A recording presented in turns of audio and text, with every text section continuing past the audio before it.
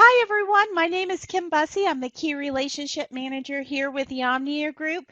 We're so excited that you joined us today on our webinar, How to Get Better Results with Behavioral Job Interviewing. It is our second week of our 4-week series. And before we really dive in, there is an icon at the top of your screen with the hand raised. If you can hear me, go ahead and raise your hand. Also, that will let me know if you ever agree or disagree with me.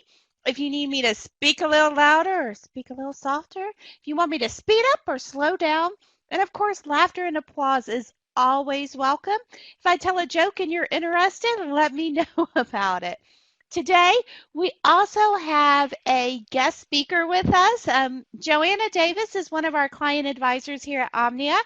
This is going to be very interactive, hands-on, really learning what to listen for during those behavioral job interviews, the questions as well as how to structure them.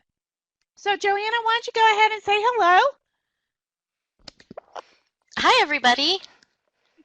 And we're going to take it easy on her because this is her first time with us. As always, our webinars are recorded. Recording will be up in about a week, but if you don't follow us already on our social media, Twitter, LinkedIn, Facebook, go ahead and do that. You'll receive some great information.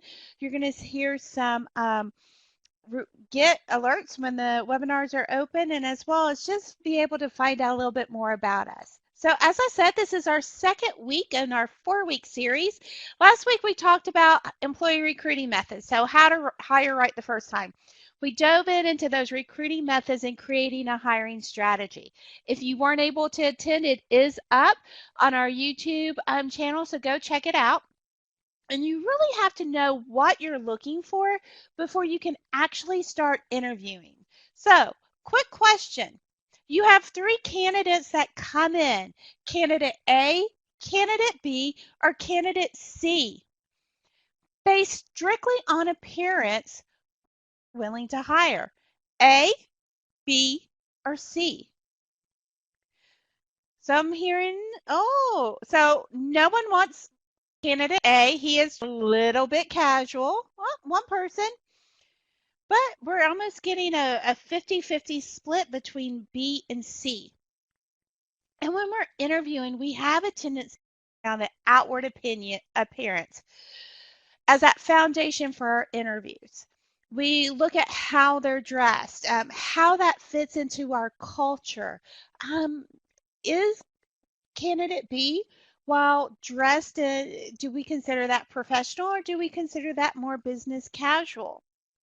Maybe candidate A is applying for a position that works in a distribution center, so it's going to be shorts and dirty t-shirts. Is what he's wearing considered dressed up? But we can't look at those outward appearances because our candidates have the home field advantage when it comes to the interview process. If you Google how to interview in 41 seconds, less than a minute, there's almost 1 billion hits. And yes, I said billion. If you follow us at all or attended any of our webinars, you know we've used this statistic. Less than a minute, more than 1 million. It has grown over the past year. And it's everything from how to shake hands, what to wear, those common questions, like, tell me about your greatest weakness. People are being coached, candidates, well-prepared candidates, are being coached to say something, well, my greatest weakness is I'm a procrastinator. I wait to the last minute. But if I tell an employer that, they may not want to hire me. I know what I can say. Here's how I've been taught to say it through my YouTube videos is, well, my greatest weakness, I would say, is that I'm so passionate about what I do and I want to plan it and make sure that it's perfect, that at times I have some difficulty with my time management because I get so caught up in making sure that everything's done correctly that I lose track of time sometimes. However, what I've done to make sure that I stay within those deadlines is added calendar reminders, frequent check-ins with peers or my manager, so that I can overcome that challenge. If a person said that to me, that's a lot different than, I'm a procrastinator. But in all intents and purposes, it's the same thing. So the good news is that your candidate should be well prepared. They should know what to wear. They should know some of that business etiquette, how to shake hands, how to return follow-up emails. What are some of their strengths and challenges? The bad news is that the candidate should be well prepared. If they're not, well, that's your first red flag because there's over 1 billion ways to prepare for an interview. So, as an employer, as an interviewer, what can you do to level that playing field? Well, you have a secret weapon. That secret weapon in the art of hiring, more so than that education and work experience, more so than checking out their social media and references, is an Omnia assessment or those behavioral assessments. What those behavioral assessments do, such as Omnia, is gives you insight into the candidate's natural behavioral traits and how those behavioral traits compare to your top performers. It's meant to partner with the interview impression. The interview impression gives you those tangibles, gives you that opportunity to see, did the candidate arrive on time? How are they dressed? What are they wearing? But it allows you, a behavioral assessment allows you to go a little bit deeper. Just like a behavior assessment partners with the interview impression to go below that foundation, traditional questions partner with behavioral questions to create a solid interview foundation. And we're going to spend a lot of time today on talking about the difference between the two, the traditional and the behavioral, and how to create them. Now, if at any times, even though there's a Q&A at the end of the session, there's always, please, if you have questions or comments, type it in. I want it to be interactive. So the first thing is, what's the difference? Well, traditional typically are more hypothetical situations. They tend to be closed-ended. What's your greatest strength? They can be answered in generalities, and they're typically best suited for phone screenings. Because with those phone screenings, you're looking at that quick 15 to 20 minute of very, these are the hours that the job requires. Are you able to work them? What are your salary ranges? Tell me a little bit about what interested you in this position. Behavioral-based questions are more experience-based. And it doesn't necessarily mean that you can only ask those for candidates who have been in the workforce. So say that you have a candidate who is coming out of their college career. What I mean by that is they've spent 4 years focusing on college. You can still ask behavioral-based questions to get an idea of their experience and their potential. If you're wondering how they deal with conflict resolution, you may ask something like, have you ever served on a team or led a group project or had an officer position within a club? And then use that experience to draw out some of those past behaviors. With behavioral-based questions, you're looking for specific behaviors and making sure that they're included, and it offers insight into the thought process. It gives you an idea of which way someone stands. So as I said, we have Joanna here. She's going to be assisting me. Joanna, go ahead and unmute. We're going to start off very simple with, I'm going to ask you a question. Are you ready? I'm ready. Okay, so we'll start off easy. Tell me a little bit about yourself. Oh, where do I begin? So, a little bit about myself. I'm originally from California, grew up in a military family, moved all over the country, and am now stationed here in Florida with my husband and my baby. Perfect, thank you. Why would I ask that question? In the chat box below, let me know if you think that's a traditional question or behavioral-based question. I see people typing. I see traditional, behavioral, traditional.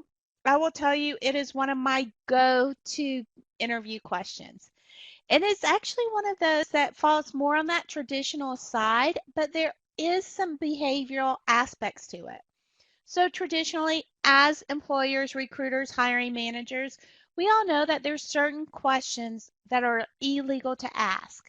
I can't ask someone, are you married? Do you have children? What's your religious, political affiliations? What is your ethnicity? However, by asking, tell me a little bit about yourself. What have I heard? Well, I know where Joanna was originally from, California, so I know, yep, she's eligible to work in the United States. I know that she's married. I know that she has children. All of this is things that I couldn't ask. However, she volunteered. It also gives some insight into thought processes.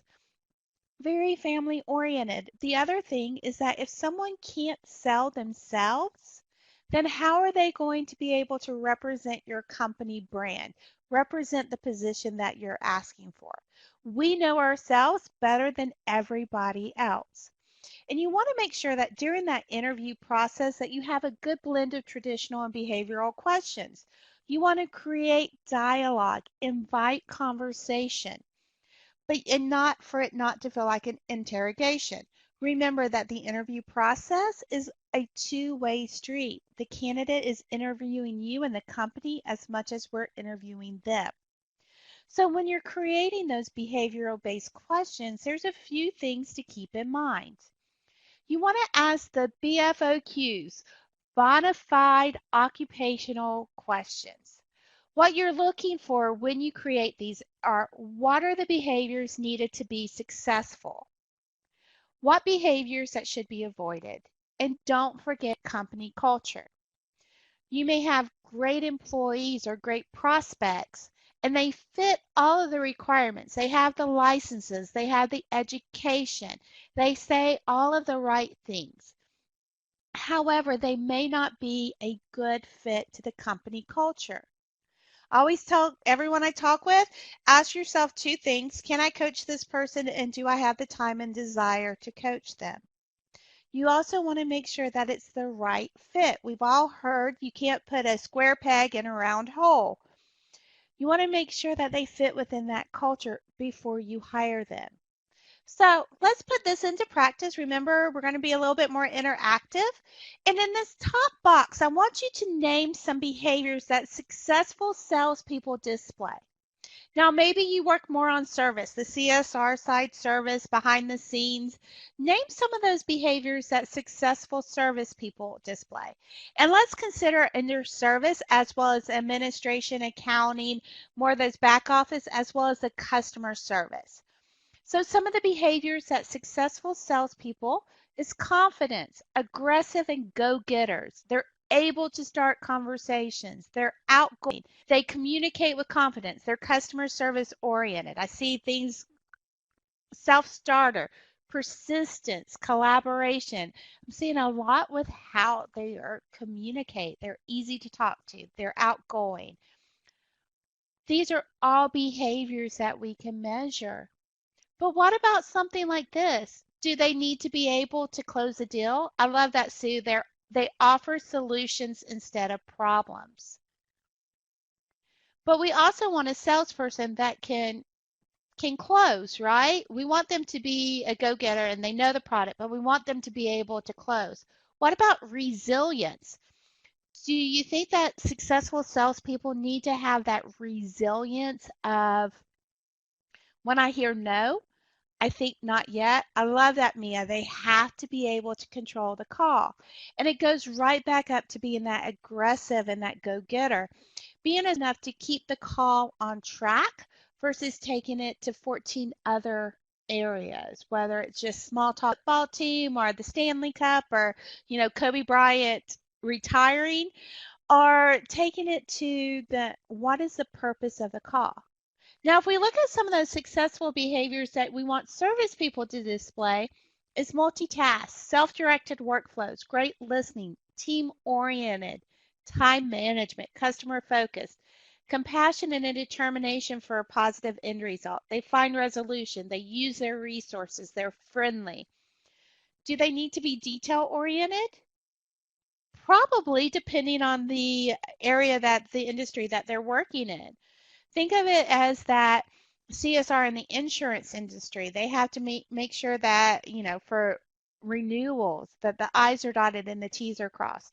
What about the teller in a bank? You want them, they're more service. They're not going out and bringing in the business. They may have some of that cross-selling, but you want them to be accurate. Absolutely. So I want my teller to be able to know to make my deposit correctly in my bank. Some of these behaviors may go for both sales and service, multitasking, great listening.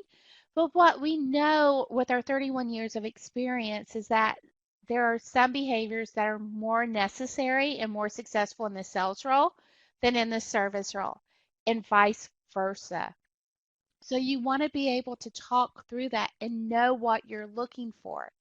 Because especially with the salespeople, they're going to say, "Oh yeah, I'm great at what I'm doing," but can they really close that deal? So when you're talking about it and when you're looking at creating these behavioral based questions, here are some things that you want to start off with. Your questions should start off with something like, "Tell me when." Describe what you did. Have you ever? Remember, past behaviors are a great indication of future performance. It also gives insight into thought process. You can say, "Walk me through this." It's very important to give them something where they have to expand. Now, don't forget, keep your questions very clear and concise. And what I mean by that, you can't say something like this: "Walk me through a time that you made a mistake on a client's account. What was the mistake? How did you handle it? And how did you resolve the issue?" You know, if I'm asking you that question, how many of you can repeat what I actually said? Not very often. Or tell me about a time that you had competing guidelines with three different supervisors. What was the project and what did you do about it? Was there any conflict involved in it? So keep the questions very clear and concise, and remember the 80-20 rule. You should be listening 80% of the time and talking 20% of the time. Make sure you give candidates time to think. So for some candidates, they are very good at kind of what I call faking it till they make it. They hear a question, they don't really have the answer. They're going to keep talking. So I'm going to go back to Joanna. When I asked her, "Tell me about a time," or "Tell me a little bit about yourself," think about how she started that off. That was completely off scripted. Um, Off the script, unscripted, did prepare her. It was just felt like asking her. I knew that it was something that she could roll with, but because it was unexpected, think about what she said in the beginning. "So, tell you a little bit about myself. Where should I begin?" And in the meantime, the wheels in her head were running, running, running. Weren't they, Joanna? Yes. So tell me a little bit about what you thought when I asked you that completely unscripted question. So you start to think, or at least I started to think, well, where should I begin? Should I start talking about my education or the fact that, I've traveled or what's going on in my personal life? There's so many ways to answer that question. So I wanted to try to stay concise, but it might have gone all over the place. So I say all that to give your candidate time to think, especially with the behavioral based questions. So there are two people. Joanna is one of our kind of fake it till you make it people, aren't you, Joanna? I would agree. Okay. There, in our Omnia language, she's that relational communicator. Never met a stranger. I can talk to anybody. We have a tendency as interviewers to like those type of candidates because they're upbeat and they're very articulate and they immediately jump in. However, there's another communication style. It's that analytical communicator. Whereas a relational communicator processes out loud. "I'm going to get started, but the wheels in my head are turning." The analytical communicator likes to process internally. So give them the opportunity to think. Now, 1 to 2 minutes, maybe. If it's going into the 10-minute and they still haven't answered the question, it has veered way into awkwardness, and move on or rephrase that. And you want to start off easy. Don't ask your hardest question. Think about it as a warm up. Get to know them. I always like to start off with tell me a little bit about yourself. It's that small talk. And we go from there. You don't want to immediately start interrogating them because it's going to be difficult. And be prepared to wait. So if a candidate says, could you rephrase it? Definitely rephrase. If they say, can I have a moment? Absolutely. And then the hardest thing as an interviewer is sometimes to remain silent and let them think through it. But as they're searching their memories, a lot of times that example that we get is going to be right on point because we're looking for a few things with that. We're looking for during that interview, we're looking for an I, not a we. You want to hear what that candidate did. So if they speak a lot about the we, well, our team had a great deadline and we all pulled together and we moved forward with it. You're still not hearing what that candidate's behavior. They may say something like, our team had a project to do and a very tight deadline. So what I did to contribute to reaching that deadline was stayed later, pulled some analytics and contributed, made sure that we had all the information that we needed in advance. You want to hear their time frames. How long did this take? If you're asking, especially if ask about challenges, are those examples timely? You may ask the question like, tell me about your worst mistake that you ever made and what you learned from it. Remember, we're also looking at, insight into their thought process. So it could be something that they say, my worst mistake was I I made a clerical error and had a typo that I sent out to a report. And so my boss was really upset and I understand it. What did you learn? How long ago was that? That was 15 years ago. Have they moved past it or are they going to hold on to it? The other thing is that what lesson did they learn or they continue to repeat that mistake? I've had typos. Every single one of my supervisors put on there that I need to be more careful with my written communication. One of these days, I'm going to get it. Remember, insight into that thought process. And as you're starting to think about this, at the end of our webinar, there are going to be some behavioral questions that you can download. But I also want you to start thinking about how you can put this into place. The other thing I want to listen for during the answer is who. What did they do? How did they do it? And what was the outcome? We're looking for specifics. So here at Omnia, we offer to our clients the who chart. This is something that you can type in a few of your questions, but especially if it's not something that's natural to you, you can take a few moments and write notes. So you can ask a question and say, okay, what did they do? How did they do it? And what was the outcome? It's important to use something like this because you might miss a step. So we're going to put this into practice for a few minutes. So Joanna, my trusty candidate, is going to, we're going to do a couple of interview questions. As I do this, here is what I want you to do. If you hear what Joanna did, type it in the box in the upper left-hand corner. If you hear how Joanna did it, type it in the upper right-hand corner box in the upper right-hand corner. And if you heard what the outcome was, go ahead and type it in the bottom box. So once again, we've got to have some of those listening ears on. What did she do? How did she do it? And what was the outcome?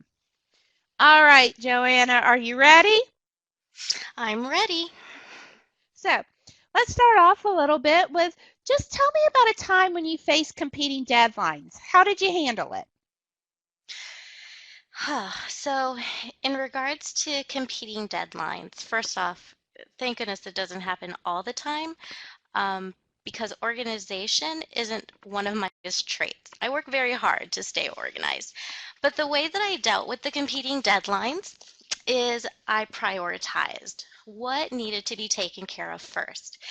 And after I did that, I approached my manager and I asked if I could delegate some of my everyday tasks to some of my coworkers if they were available to help me.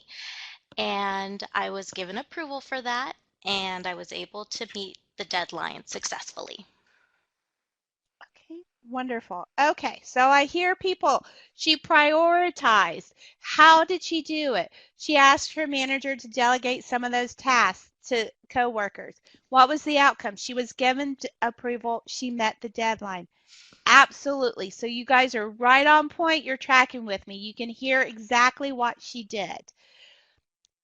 Here's some other things. So what I'm hearing is that she admitted that organization isn't her strong point. So I love that a candidate will give me some insight into what some of their challenges are, so it helps me know how it fits into it. She showed me that I know this is one of my challenges, so I'm going to prioritize and move forward with it. She asked her manager to delegate some of those things that she needed help with. One, it lets me know that she's going to be proactive and she's not going to sit there and drown or not do the task because she understood what needed to happen. And she's going to come to her manager with a solution and not just a problem. So a lot of times, how many of us have worked with someone, hired someone by a raise of hands that we said they just come to us with a problem. I can't meet the deadline.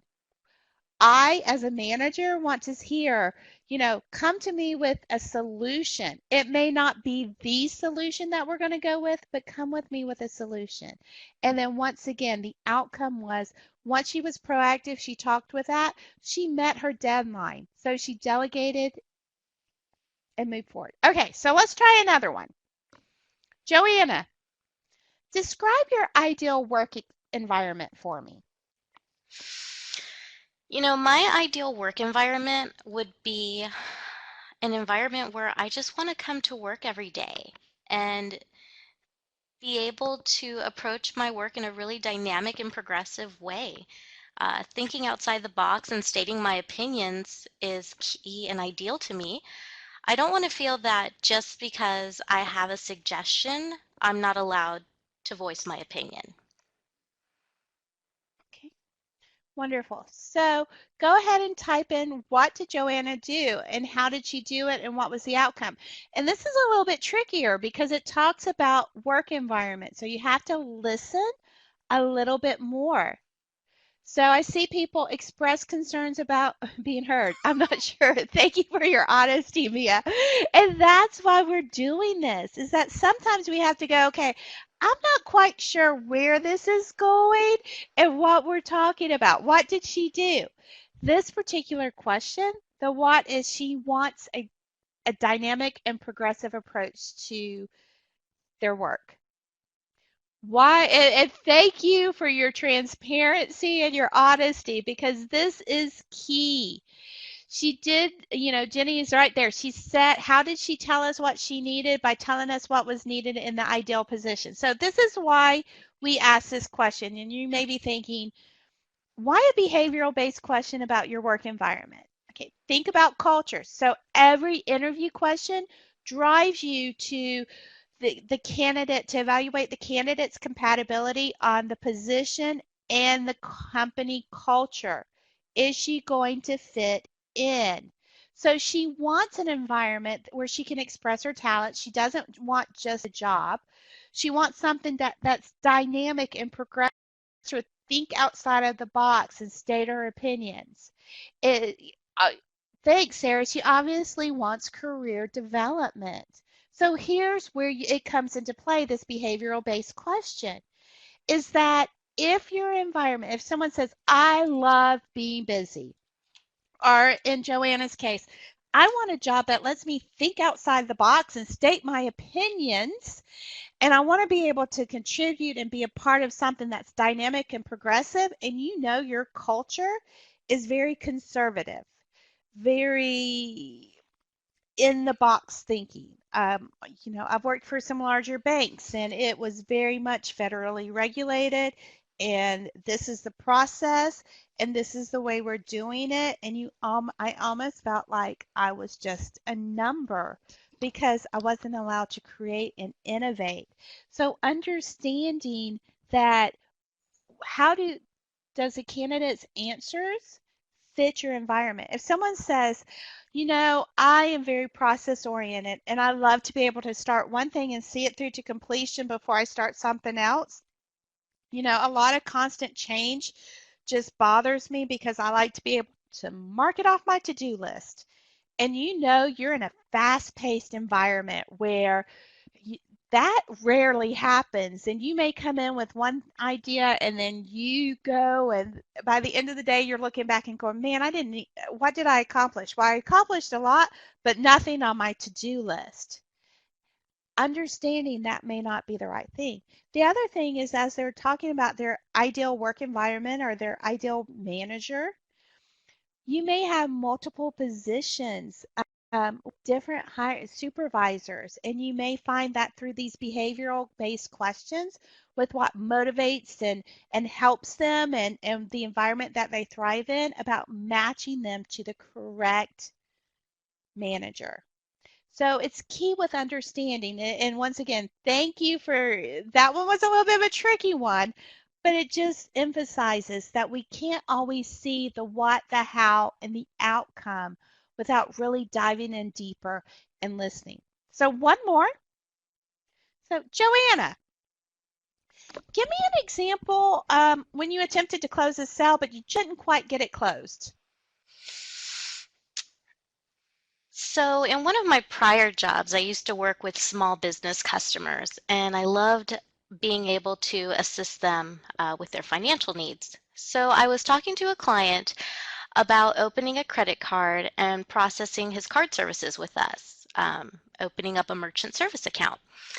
And as much as I was trying to sell him on the 0% APR that he was going to get with the credit card, or the fact that the monthly fees were very low with our merchant services, he came back to me and said that he had done all the research ahead of time and that he really wasn't impressed with all of our fees and monthly balances that he needed to maintain. So I wasn't able to, at the end of the day, he said that he could get a better deal elsewhere.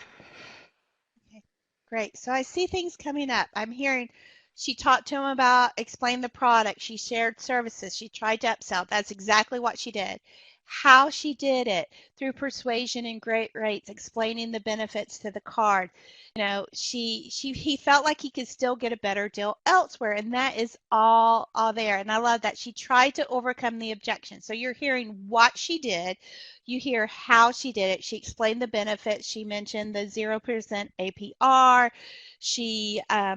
But he still felt like he could get a better deal elsewhere. So very good. She gave us the what, the how, the outcome, right? So we hear all of this, and all of you are doing amazing. So you're starting to pick up on this. And sales, if you're familiar with that, that's a little bit easier, right? So you can hear that with sharing the information because it's what we're familiar with.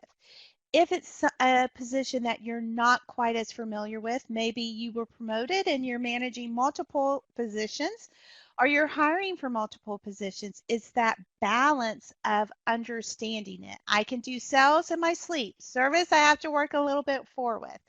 I like that. She can't win them all, gave them information to come back.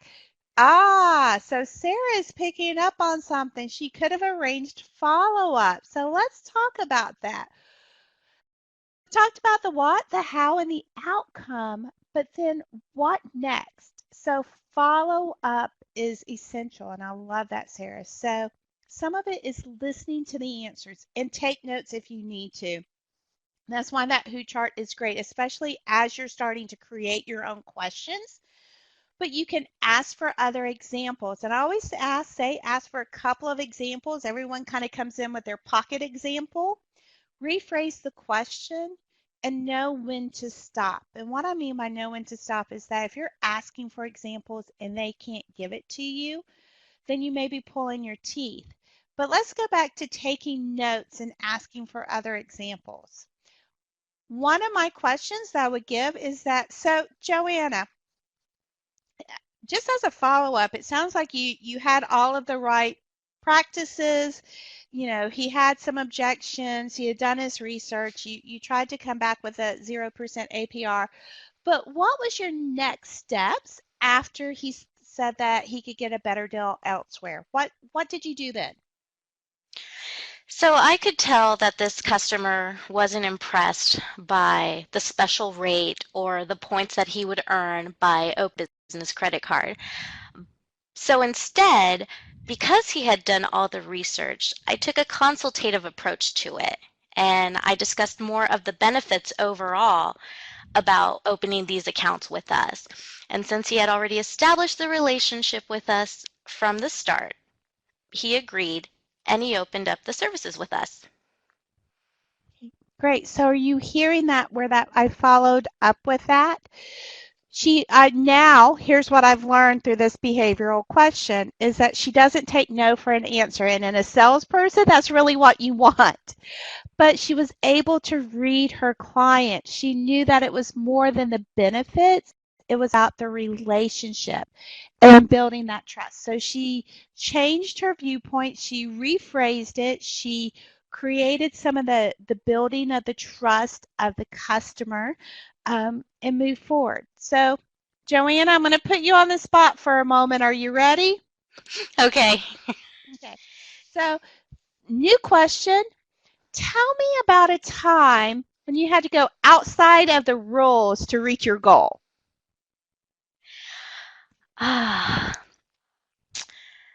So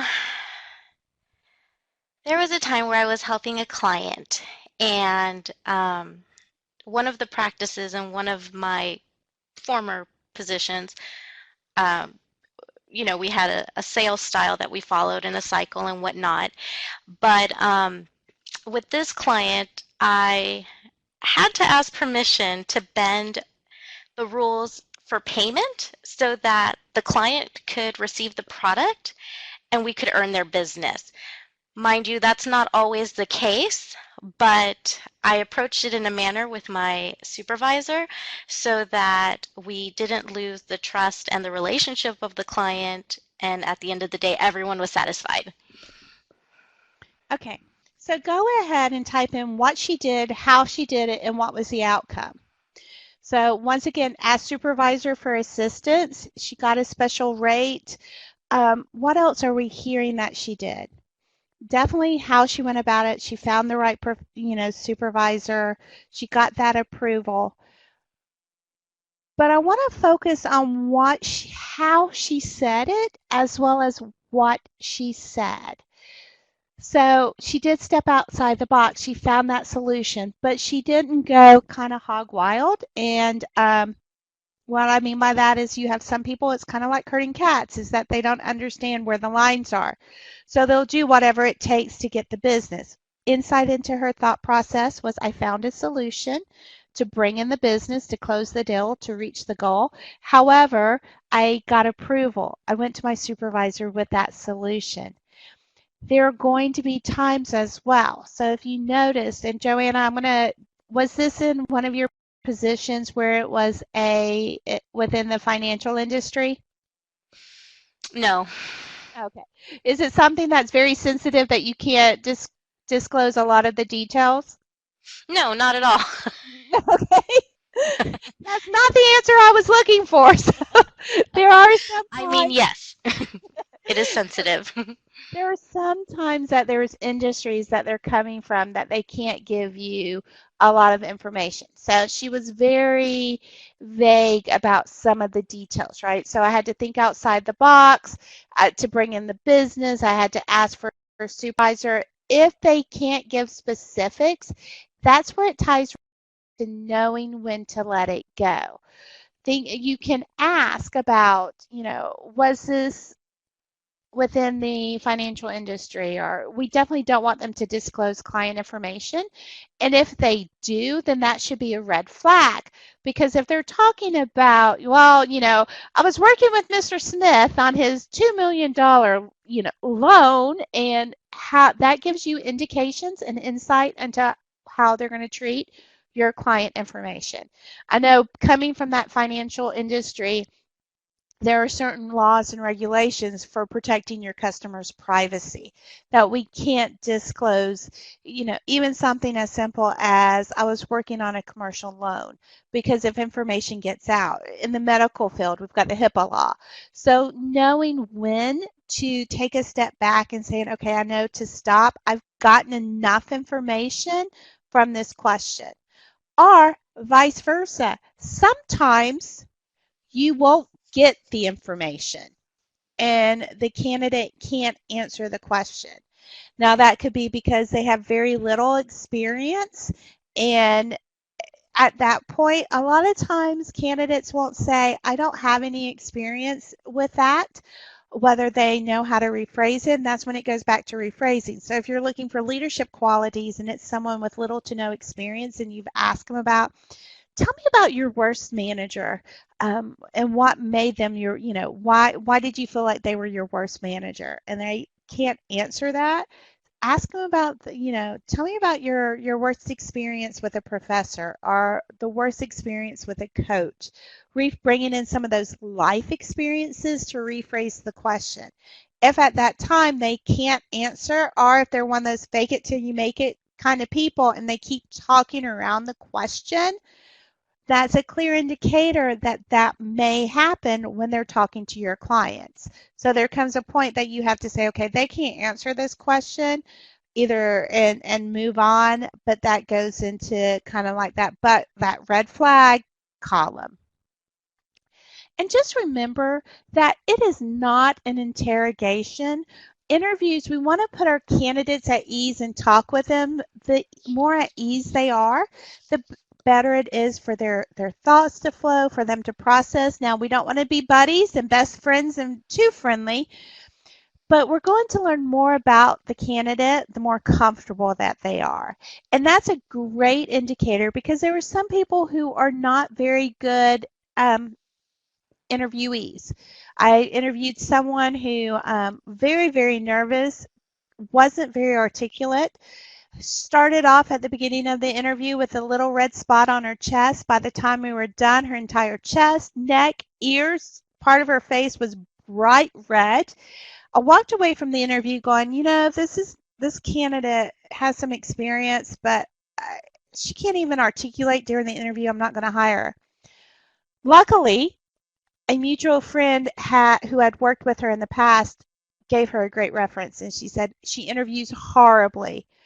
However, one of the best workers I have. And I took a chance based on this recommendation, and she turned out to be one of the best employees I ever had. But she couldn't interview well. And that goes two ways, is that if someone has been in a position for a long term, or with the same company for a long term, and they haven't interviewed in 5, 6, 7, 10 years, they may be a little bit rusty. If they're just coming out of college, they may not have all of the answers. So the more that we can put them at ease, the more comfortable that they feel, the more we're going to learn from their answers. We're going to be able to gain that insight to their thought process. We're going to be able to see some of their past behaviors. We're going to be able to see their ability to learn from past mistakes and how well they adapt. It is key to having this information that comes together so that you can have that well-rounded interview. And once you have that well-rounded interview, you make your decision on the best candidate. Now, you've got to think about, do those behaviors fit into our culture? I've got my non-negotiables. This candidate fits into it. I've got my wish list. I've got 2 equal candidates. My wish list, this person has got one thing on my wish list, so that's your deciding factor. And then the next step is offer letters and onboarding. And that's what we're going to talk about next week. Go ahead. If you have any questions, start typing them in. But as we start moving forward with our 4-week series, next week we're going to talk about employee onboarding essentials for maximum success. Most employees will leave within the first 90 days. And in a recent surveys, those that left during those first 90 days said it was due to a poor onboarding system. So we're going to talk about that. And then on April 28th, we're going to talk about delivering a painless 90-day employee evaluation. So as we're doing that, as you're typing in questions, we do have some takeaways, the who chart, some behavioral interview questions, as well as the presentation. Once again, if you have any questions, go ahead and type them in. One question I am typically asked is, what happens if I get the what and the how, but I don't really understand the outcome? It is perfectly okay for asking for that clarification to go back. Also, if you do multiple interviews, this is a great opportunity to have another person follow up and ask for any other questions. So I may have talked to Joanna about overcoming objections, and I wasn't quite sure about her answer and her past behaviors. I can ask someone else on my team that's going to be that next interview to focus on those and ask for additional examples. It'll also give us an opportunity to compare whether or not those interview questions, did I get the same example or different examples? So I see a couple of people are typing. As you're typing, once again, if you have any questions, please feel free to email me or call me. We do have some, our next two webinars, as well as if you are looking for using that behavioral assessment and wondering how we can help you, please give me a call. So the question I hear is, you know, we have different rounds of interviews. Would you ask behavioral questions in the first interview since it's so quick? I would, but typically only one or two. The one question I like to ask during that first interview, for me, I do a lot of pre-screenings. Describe your ideal work environment. That gives me a quick insight into the candidate's thought process and how well they're going to fit into the culture. I'll also ask something along the lines of definitely the traditional, tell me why, describe an example from your past job. So there's a couple of things that you can ask. I tend to focus more on that first interview about the culture. Describe your culture. If you could wave a magic wand and create the perfect manager, what would that manager look like? You know, and if you could wave a magic wand and lose your worst manager, what were some of their traits and why? It gives you some insight into how they're going into it. Okay, and then definitely dive a little bit deeper in that second interview. Those interviews tend to last a little bit longer, and that gives you a chance to really explore the what, the how, and the outcome. So once again, thank you so much for attending today. I hope that you enjoyed it and you've got some great ideas and that foundation to begin to build your behavioral interview questions. We can't depend on just those traditional questions. 41 seconds, almost 1 billion hits. All of the traditional questions are out there. So take it a little bit deeper. Look for those behaviors. Thank you, and I hope you had a great day. Thank you, Joanna, for being our candidate and our guinea pig. And we look forward to seeing you next week. Tanya Devane is leading that for us, and have a great week.